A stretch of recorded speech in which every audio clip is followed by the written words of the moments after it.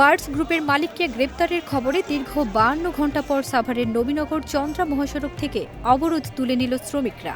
আজ 2 অক্টোবর দুপুর 1টার দিকে সেনাবাহিনীর পক্ষ থেকে শ্রমিকদের এ কথা জানালে তারা অবরোধ তুলে সড়ক ছেড়ে বন্ধ কারখানার সামনে অবস্থান নেন।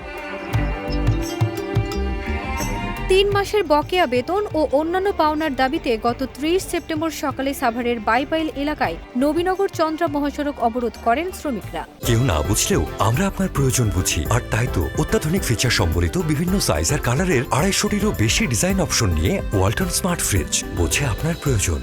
সড়কে শত শত যানবাহন আটকে গেলে চরম ভোগান্তিতে পড়েন যাত্রী ও চালকরা। ট্রাক চালকরা জানান, অবরোধের কারণে গত 3 দিন ধরে সড়কে আটকে আছেন।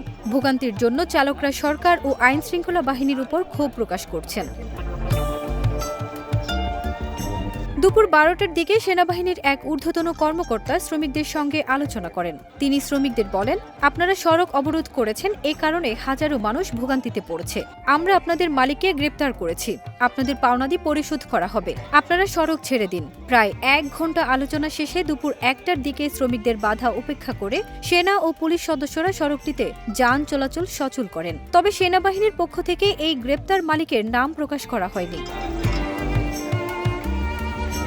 এর আগে গত 27 সেপ্টেম্বর এক নোটিশে বার্ডস গ্রুপ কর্তৃপক্ষ জানায়, রাশিয়া ইউক্রেন যুদ্ধ ও বৈশ্বিক অর্থনৈতিক মন্দার ফলে কারখানায় কোনো কাজ নেই। তাও কারখানা কর্তৃপক্ষ লোকসান দিয়ে ব্যবসায়িক কার্যক্রম চালিয়ে যাচ্ছিল।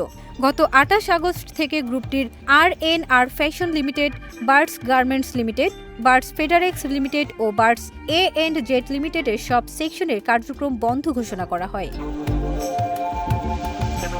কারখানা বন্ধের পর বিষয়টি নিয়ে কলকারখানা ও প্রতিষ্ঠান পরিদর্শক অধিদপ্তরের বিজিএমই মালিকপক্ষ ও শ্রমিকদের বৈঠক হয়। বৈঠকের সিদ্ধান্ত অনুযায়ী গত 30 সেপ্টেম্বরের মধ্যে গ্রুপটি শ্রমিকদের সব পাওনাদি পরিশোধের কথা থাকলেও তারা কথা রাখেনি। তাই বিক্ষোভে নামেন পোশাক কারখানার শ্রমিকরা।